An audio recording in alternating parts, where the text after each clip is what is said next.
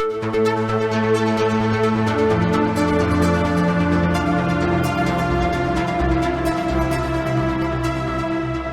and welcome to the Sensibly Speaking podcast. This is Chris Shelton, the critical thinker at large, coming at you for, well, we'll see how long this goes. I don't know that this is going to go a full hour. I have a few things to say this week, but as always, you can find this podcast on iTunes, Stitcher, Google Play, and wherever good podcasts are sold, as well as with video here on YouTube. Hey, everybody. So this is just me this week. And I have a few things to say about some recent revelations and ideas and sort of maunderings and things that I've been sort of having. I really don't know what word is best to use for my thought process anymore because it goes all over the place.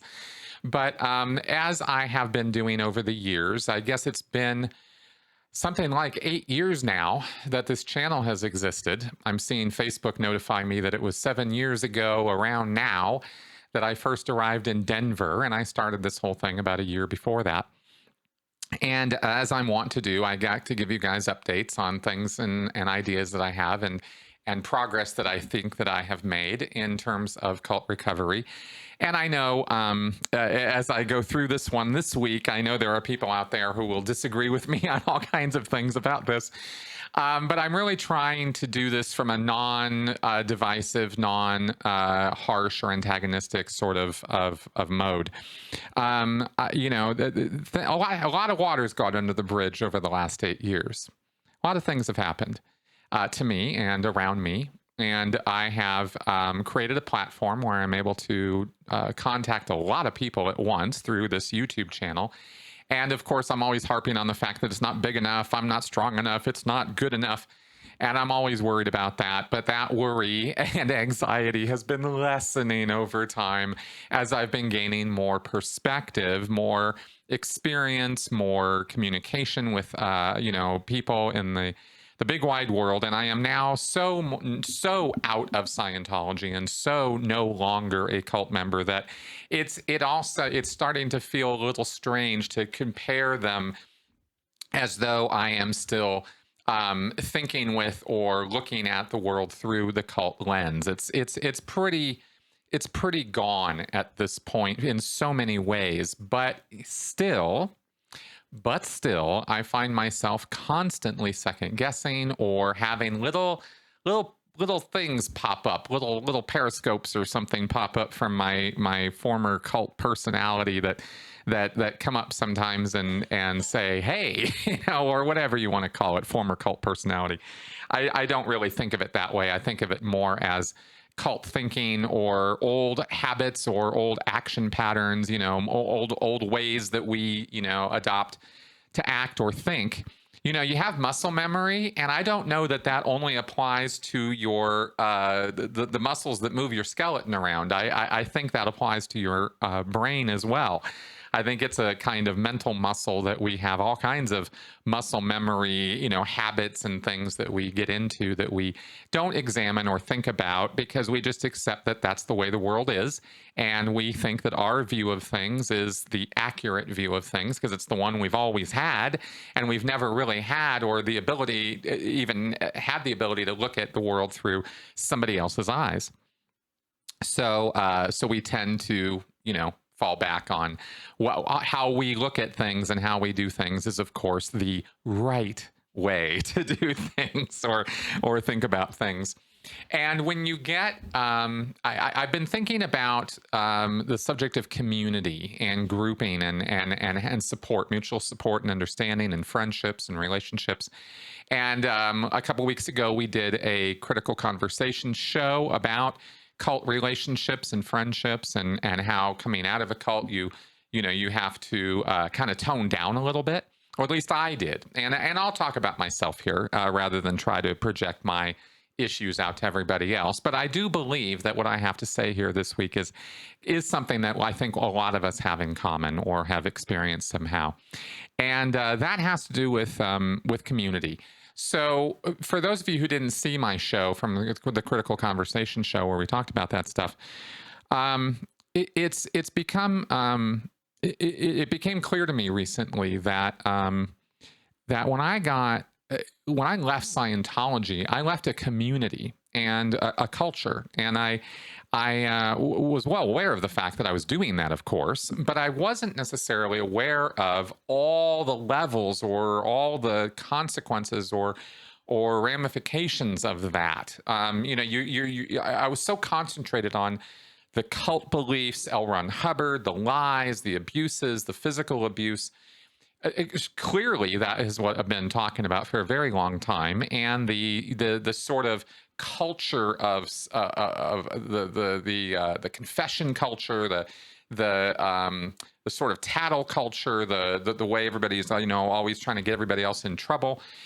I mean, that's there, but oddly, that whole thing about telling on other people and kind of comes, believe it or not, from this sort of place of trying to do good, trying to be trying to be a friend, trying to be somebody.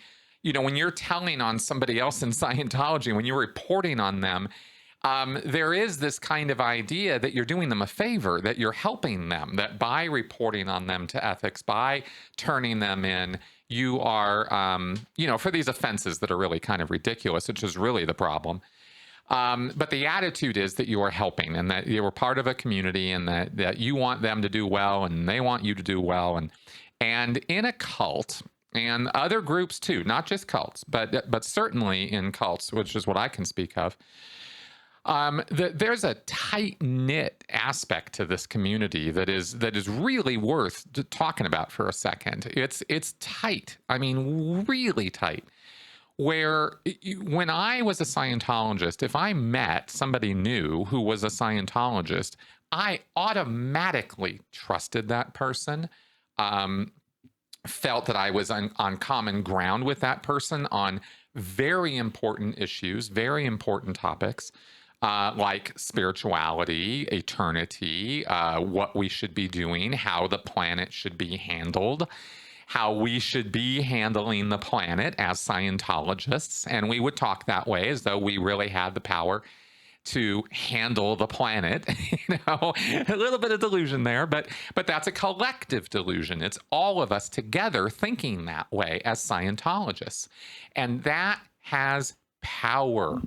That collective agreement, whatever it might focus on or center around, is really, really powerful. In fact, I would go even so far as to say that that kind of agreement is the basis for almost all the kind of power that we see generated by groups, whether it's a business or a club or a sports activity or a political group. It's that agreement. It's everybody on the same page.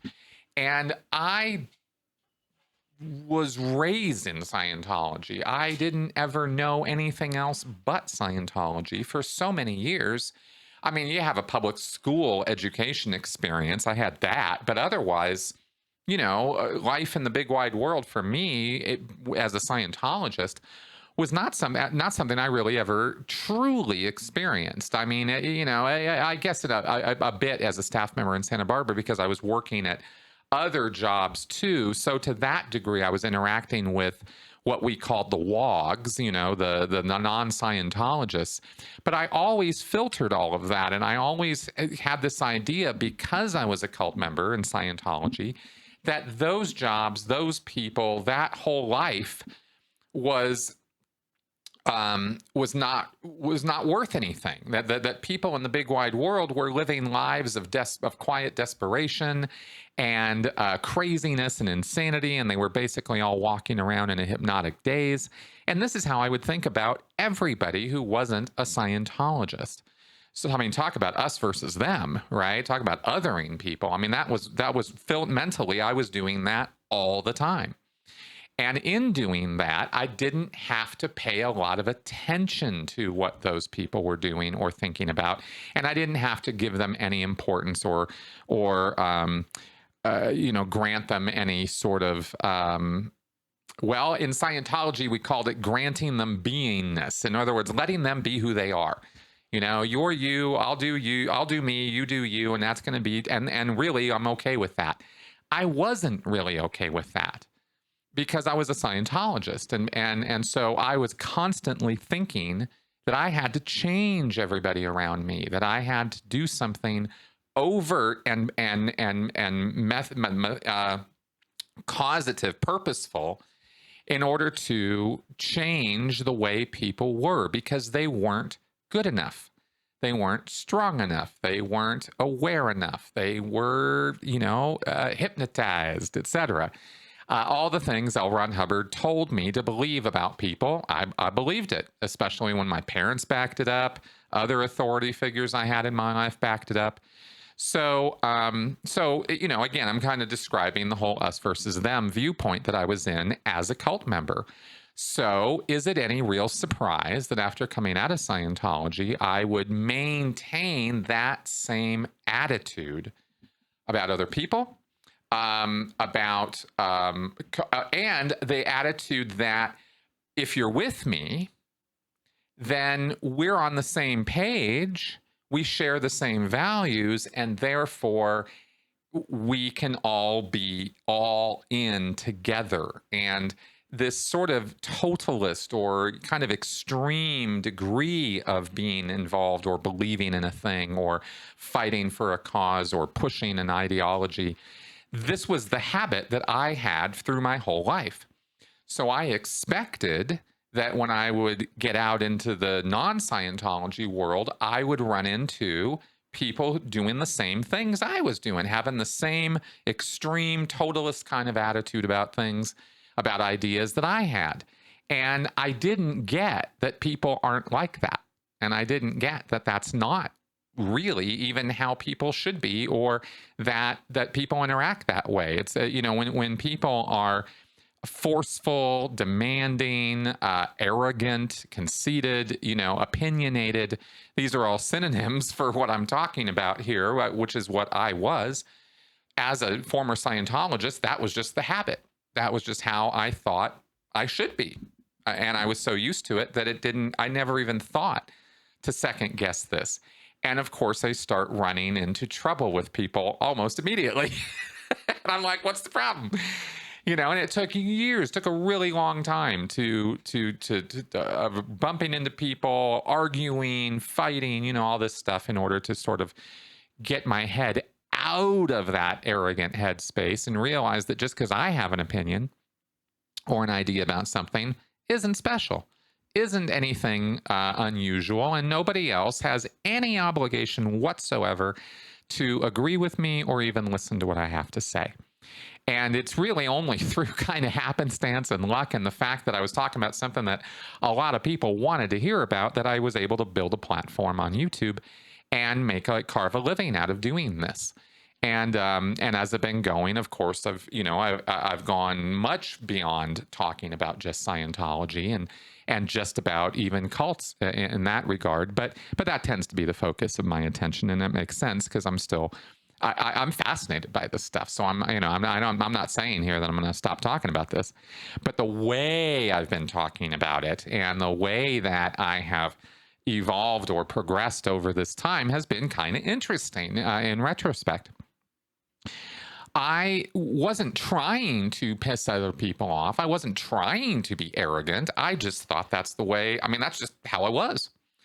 And you have a number of run-ins with people, and it's interesting how we crave community. We really do. Really, we just have to have it. No man is an island, and no woman is an island, all that sort of thing. It's true. And we need other people. We need mutual support, understanding, that kind of thing. So, of course, I was finding that in the ex-Scientology world, in that community of people. Dived right in, started talking. Of course, as a new person, when I first got out, everybody was really super excited to hear from me and, oh, wow, and what's all the news and da-da-da and all that. And of course, I was talking a mile a minute because that's what I do. And I had a lot to say, and I was downloading very quickly and producing a lot of videos and throwing them out there, and people were kind of excited about it. Over time, that excitement, sort of faded, and which is completely, normal. And I started adjusting to life in, the non-Scientology world. But I was constantly having these run-ins with people, and I couldn't really understand why. And I thought, well, I guess they're just, it's them, it's them, it's them. And then I thought, no, it's me, it's me, it's me. and then, well, it's all them. Well, it's all me. Well, maybe it's both. Well, I don't know. And I just could not figure my way around that. It was very confusing. It was very difficult. And I wish somebody had given me some advice or somehow communicated to me something that I needed to know. And no one ever did. And so, of course, you have to figure it out for yourself, and eventually you do. But I'm a slow learner. I am. I actually am. It takes me a while. I have to get hit over the head 3 or 4 times before it really starts getting clear to me that I am doing something wrong. And I've done plenty of things wrong in my life. So, but it sometimes takes me a little while to get there. I wrote this post, and I posted it on Twitter and then on Facebook on my page there. And I'm going to read it to you guys because I want to sort of, I think it encapsulates a lot of what where I'm going with this and what I'm trying to build up to, or what I'm trying to say. I said, here's the post I wrote. I said, this is important to me and has been brewing for a while as something that needs to be said. I realize after writing this that I'm a slow learner, and this is stuff most people already get. I just didn't see it myself and have been struggling for years to fit in to places I simply don't belong through no real fault of my own or anyone else. The longer you're an ex, quote unquote, of something, the less you have in common with other exes. Without that common ground, differences become wider over time. To me, this explains most, if not all, the issues in the atheist as well as the ex-cult worlds. Every ex-community is tumultuous this way. And I've noticed this with Mormons, with the ex-JWs, with the ex-Scientologists. I've been in social media groups and pages of all of these groups and have talked at length with former members of all of these groups. And all of them have commented on the fact that this phenomena occurs of factioning and tumultuous communities and stuff like this. To continue with my post, I wrote, the problem, of course, is that initially we look to our fellow exes for support, help, etc. At first, it's easy to give it, as you have that common history. But after a while, that fades, and if you don't have something else to bond over, it can get awkward and even weird. It's not a bad thing that after coming out of a cult, you become a different person. You should. It's just the expectation of continuing community with former members becomes a lot harder as those differences become more obvious and loud, and often old cult habits come out. Insults can start flying because exes form different ideas of what is the quote-unquote right way to recover, to think about the cult, to associate, or even who to associate with. It's not a new cult, it's just shadows of the old ones still casting influence over current ideas and actions. There's probably barrels of research that could be done about this. As someone living it, I want to say there is no right way to be or think or act after a cult, especially for a second-generation members who have no earlier life experiences to fall back on. We're all winging it. I've been obnoxious, arrogant, conceited, insulting, and mean to other exes, and they've been that way to me. I've regretted almost every instance of losing my temper, but sometimes I was justified, and sometimes not. It's the way of things that we will mess up and try to do better tomorrow. Now, here's where I'm coming from is I'm not going to live in a state of constant second guessing myself or my words or deeds. I have done and will continue to do my best. That won't ever be enough for some, and it will work for others. In the end, that's all I can do. No one thing prompted this thread. It's been 8 years in the making, and I just needed to say it. Us exes aren't all going to get along, and that's too bad, but it is what it is. I can't keep feeling guilty or insufficient because I can't make everyone happy with what I say and do. And of course, the reverse is true too. I don't want anyone changing or losing sleep because they aren't living up to my expectations or standards either. My way isn't anything great or special, and it doesn't fit for everyone. No worries if you don't like it or want it. You do you.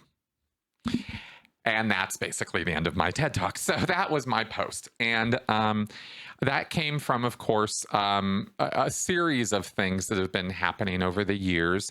And an interesting thing that happened a couple weeks ago when I tried to kind of reintroduce myself to a group that I had gotten away from of second-gen Scientologists. And I thought, well, I've had some therapy, I've had some work, I've done some things. Maybe I can interact with these people better and not be the old person I was, and maybe I can do better at this. And that didn't work out.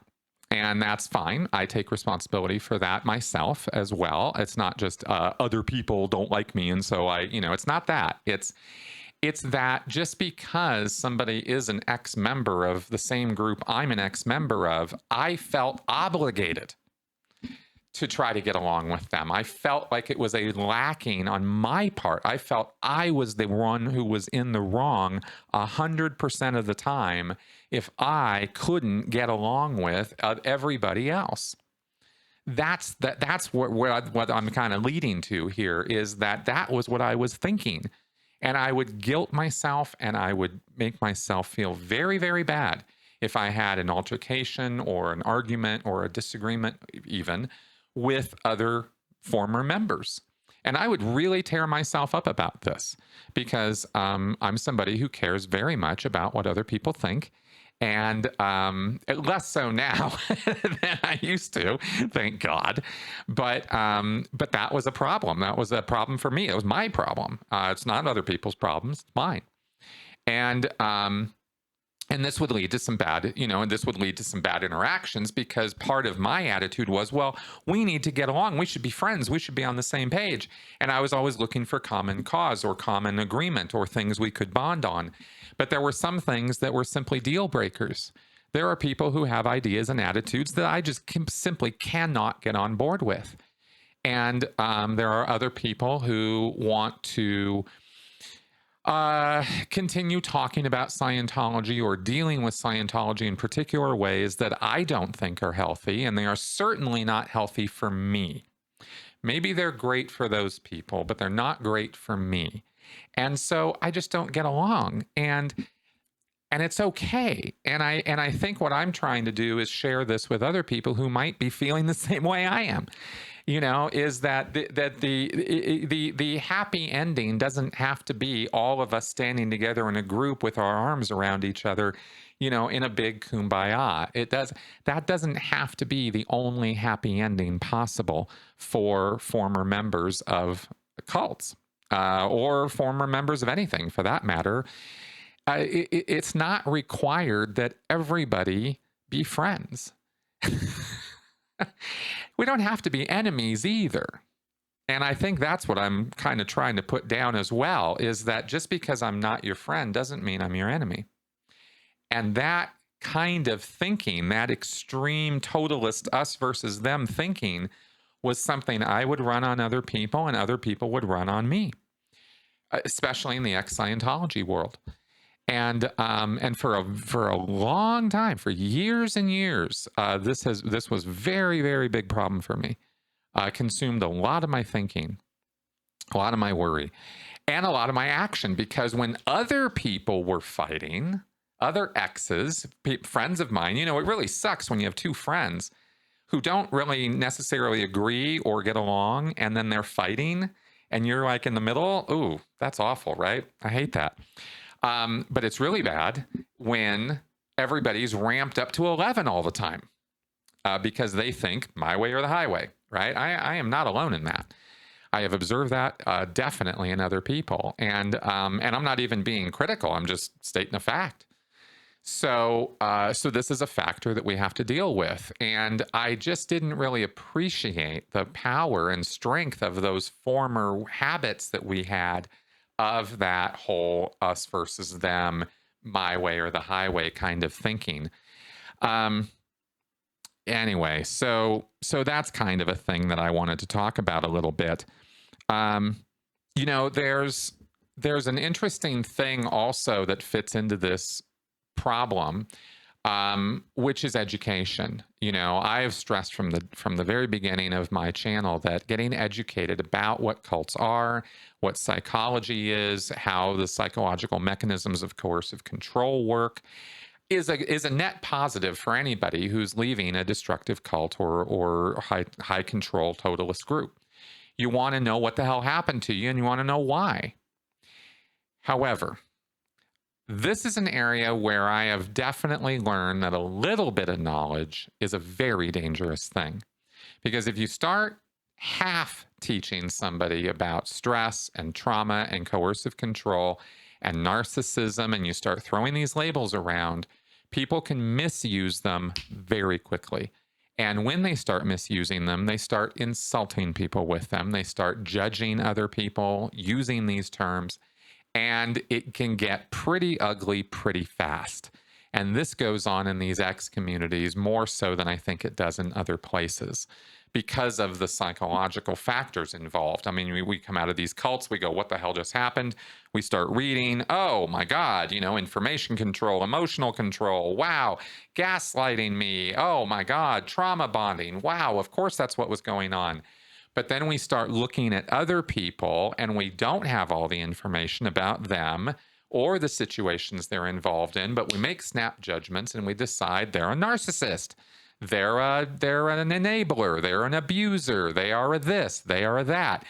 Well, we're really only speaking, I mean, if I'm really, really going to be bluntly honest, we're really only all talking out of our own trauma when we start throwing those things around, and it can get pretty ugly when it gets to friends doing this to one another or faux friends, as the case may be. Because sometimes when we're only bonding on these matters of having been, you know, members of a cult and we don't really have anything else in common, then it's a bit of a forced relationship, and that's not good either.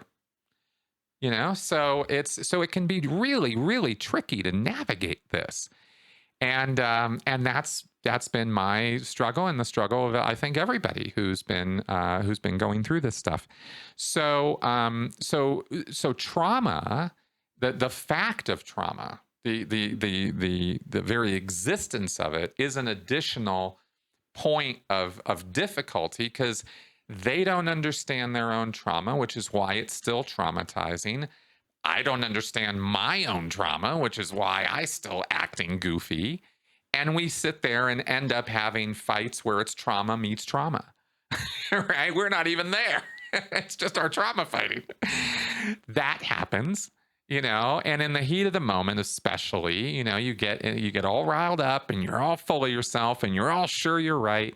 And then you end up saying and doing stupid stuff. And I, you know, guilty as charged. So, and I mean it when I say there is not any one thing that is prompting me to do this podcast. This whole podcast isn't some special message to any one person or something. This is a broad thing. This has been going on for years, you know, and it's something I just wanted to kind of throw out there and make public.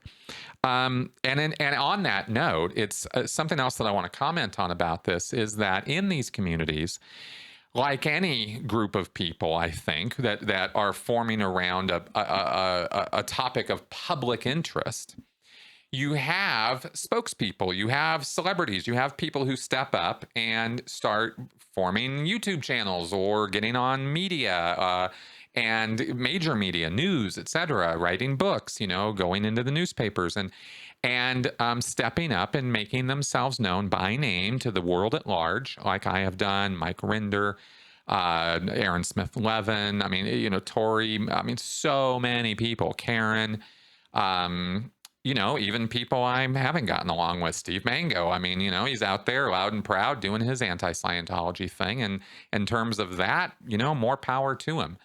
But he and I don't see eye to eye on pretty much anything other than the fact that Scientology is probably bad, And that's, I don't know that that's not how it should be. But my point is that there are certain people who step up and put themselves out there in a very big way.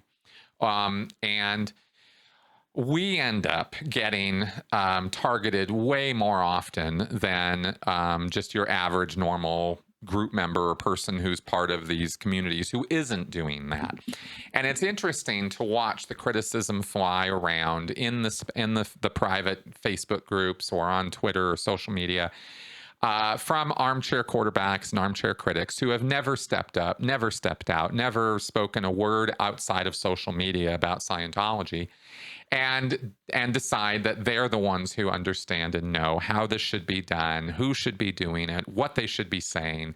And of course, they're the experts on this. There is no shortage of such people. I'm not talking about one or two people. There's tons of them. And we get to hear about them and hear from them. Over the years, I've heard from plenty of these people.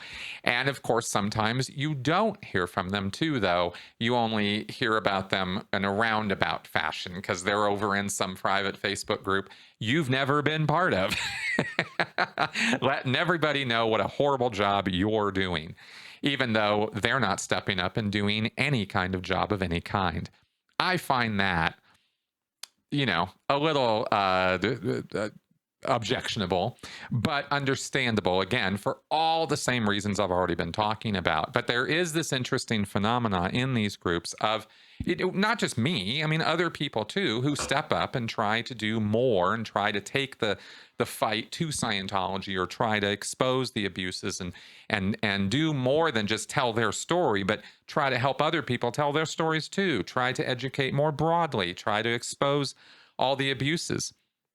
This is hard work. It is trying work. It is emotionally draining work.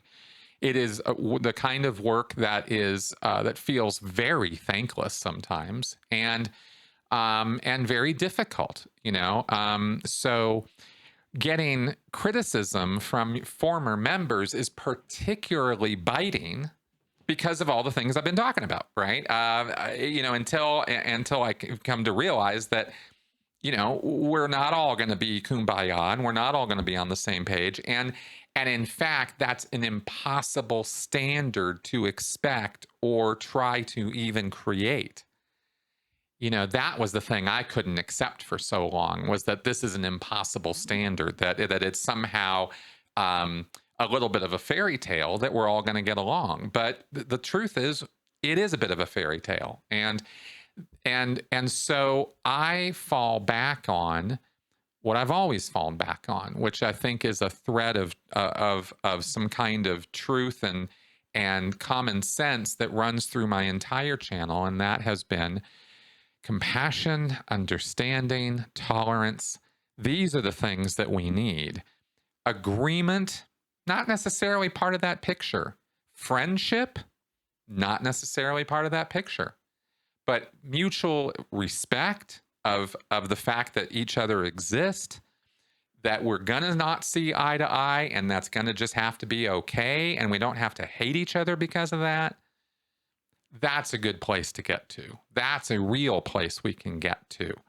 All of us on the same page, all of us in agreement, all of us getting together every year and having a big party and all that. Not so much, right? It's just not how the world actually is. It's a reflection, it's a shadow of what life is like in a cult. And if anything could get across the artificiality of that group kumbaya that cults have, it's this very struggle of trying to recreate it outside of the cult that shows how artificial, how unreal it actually is. And that's a really important point to realize, I think, for former cult members, is that not all of the kumbaya and we're all on the same page and team and esprit de corps and all of that, and aren't we all one big happy great team that we all were in this sort of fervor in as a cult member, that wasn't really very real. And that's interesting. That's very interesting. It's not to say that all the relationships were fake. And don't put words in my mouth here. I'm just saying that sort of spirit of that, again, with the dial up to 11. Excuse me. That's not good.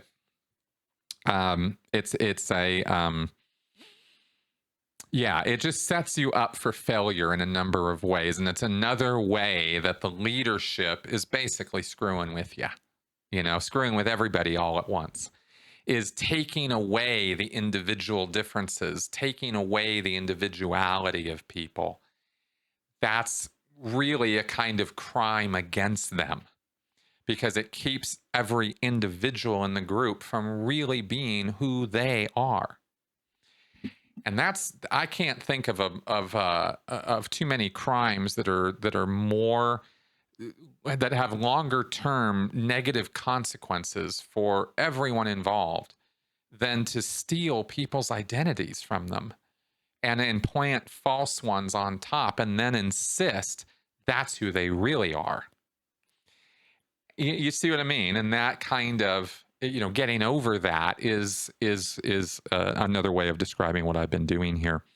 So I want to say that I think there is a great deal of agreement and cohesion and kumbaya, I suppose you could say, that we can generate outside of a cult. We can all get on the same page over certain things for certain periods of time. But to expect that this is going to be some permanent thing and that we're all going to be united and eventually everybody will be on board with us and the whole world will be united, this is just nonsense. And I think it needs to be called out as such. So I wanted to take some time here today to talk about this. I'm not regretful or rueful about this. I just wanted to sort of say it like it is. And I hope that in doing so, this message might help other people who maybe are not as far out or as long out of their groups or relationships or situations as I am, where maybe this might be helpful advice or can help, in the adjustment process and the recovery process. It's not like you can't make friends, and it's not like that all the groups that form or factions that form in these things are not real, or they're all just a bunch of fakers or something. I hope I'm not coming across that way. What I'm just trying to say is that the more individual you become, the more yourself you become after leaving the group, the less same you're going to be with everybody else who used to be in that group. And you might find that creates some friction. And just don't be surprised by it. And don't necessarily jump to the conclusion that means that the person you disagree with is suddenly a narcissist or an enabler, an abuser, a victimizer, is somebody who's targeting you just because they don't agree with you about something. I mean, we really got to pull back on the extreme of that. The ex-cult world is a tumultuous place. It's tumultuous because of trauma. It's tumultuous because of the recovery. And we don't have to make it worse for each other by targeting each other over things that really aren't true. I think that's important. And I think that's if there was, if somebody could have told me all of this the first year I was out, it would have saved me an incredible number of years of struggling and fumbling around and pissing people off and disappointing people and all the other crap that goes on. Me to others, others to me, others to others. So that's sort of my my message, my thing this week. And I would absolutely love to hear what you guys have to say about this, because I am positive that this applies to way more situations than just ex-cult members. It's just that's the lens I'm looking at this through right now. I'm on one of the people who responded to me on social media made a comment about how all the things I had written were very applicable to her situation as being the parent of a disabled child. How she had been in a group of other parents who had disabled kids, and you could bond on and get along or talk about that and get along great, but there was almost nothing else all those parents had in common. And why would they? They come from different ideologies, different religions, different education levels, different backgrounds, even different geographies. So to expect everybody to just get together and be on the same page on everything just because they all share some problem or some common belief is just a little silly. And I guess maybe in a way a little culty. And maybe we need to kind of re-examine that whole concept, so that we're not running around yelling and screaming and making fools out of ourselves in the ex-cult world. I think it would be really helpful for everybody involved if this information were more broadly known. So there you go. There you are. And I will see you guys next week. Thanks for tuning in. Thanks for inviting me into your home for this. And I'll see you guys soon. Bye-bye.